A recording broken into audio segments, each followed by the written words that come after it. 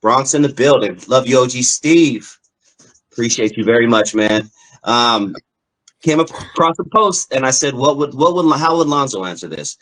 But scrolling through Instagram, I came across a meme that said, prior to 1960, 80% of black households were headed by a married couple. What happened? So I'm going to ask you, because you come from that generation. We are 20 years apart, and it completely flipped in my generation. When I was a kid, I was lucky if there was one father on the block, literally. When you were a kid, it was weird if there was one family that didn't have a father in the house. But I'm going to ask you, what happened, man? Why were 80% of black households headed by married couples prior to 1960? Because anybody that wanted to raise a family back in the 60s, you need a team, a man and a woman. Because usually back then, usually women didn't work. Most of the women didn't work. Some of them had jobs, but most of them didn't work because the man could make enough money to take care of everything that was needed, the house note, the car note, and she can go shopping and do it. I mean, I ain't talking about going to no Beverly Hills shopping. She go to the store, get what she need. And for the most part, if he had a job and a decent hustle like my dad did, you can make it. You would be all right. It wasn't a big issue. And a lot of people came from the South, and they came as couples. A lot of people came from the South as couples, come to claim they stake here in California, and that was that was the mindset. And you could buy a house. House cost you six.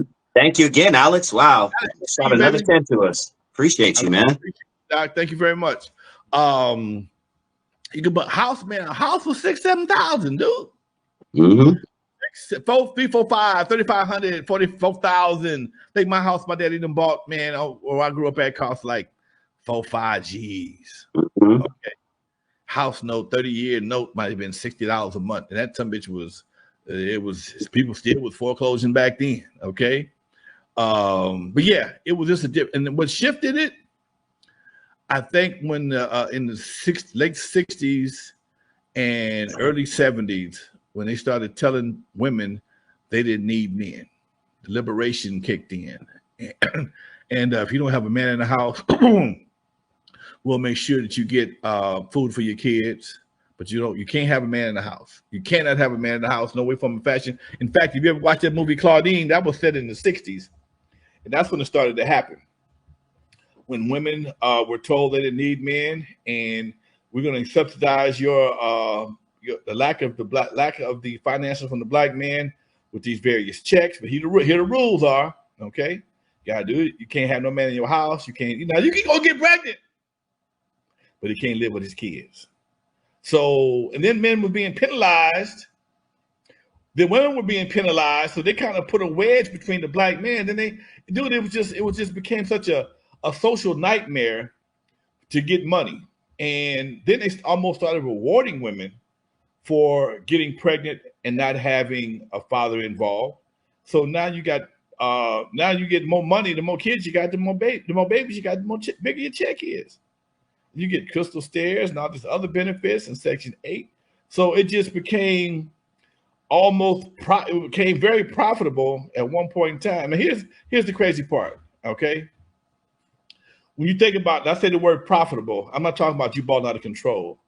If you don't want to work in the first place, okay, and you getting enough money to do what you got to get done based on the amount of kids you have and the other benefits, rent is minimum, crystal stairs is minimum, and you still can do your little hustles or whatever, you got a decent base. You might have $1,300, $1,400 with your base. You ain't got your rent, ain't maybe $75, $80.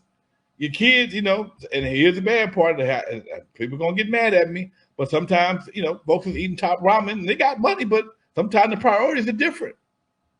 And you slinging a bunch of sugar, McDonald's, all the stuff that all the things they don't need, and that's why even when it comes down to kids' health and in childhood diabetes, how even grown men are having prostate cancer earlier. A lot of that's because they were raised on food that was not healthy. And instead of, like I did, I just started eating fast food when I was like 15, 16. So my prostate wasn't exposed to those chemicals till later in life. But nowadays, things are different, and your body's exposed to different things that your body can't recognize, and things happen sooner. So yeah, you're always gonna get me on the prostate cancer thing. Anyway, you got a situation where it became more beneficial not to have a man, and if you get somebody with a you got baby daddy over here, and or you either got the government kicking in, or he got a good job, he kicking in.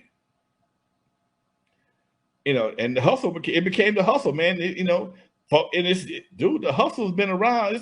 It's became a hustle, dude. And the hustle's been tough, it's been around. It's been hard on men because a lot of men still love their kids, and you can't. Mama's in charge. Mama's in charge. So, and then you got other social aspects that, if I say on this channel, they probably shut this down. But sometimes mama can change teams and can't nobody say nothing. Mm. And so now you got two players with the same jersey, and everybody living good because everybody got the same benefits from the same different people. Why do you think it isn't regulated more? Why do you think it isn't regulated more? What's regulated more? That whole system, period. Just when we're talking, financially, women getting stuff financially, the men, where's that money going? Basically, no one's keeping track of where that money's going. Nobody cares, man. Nobody cares.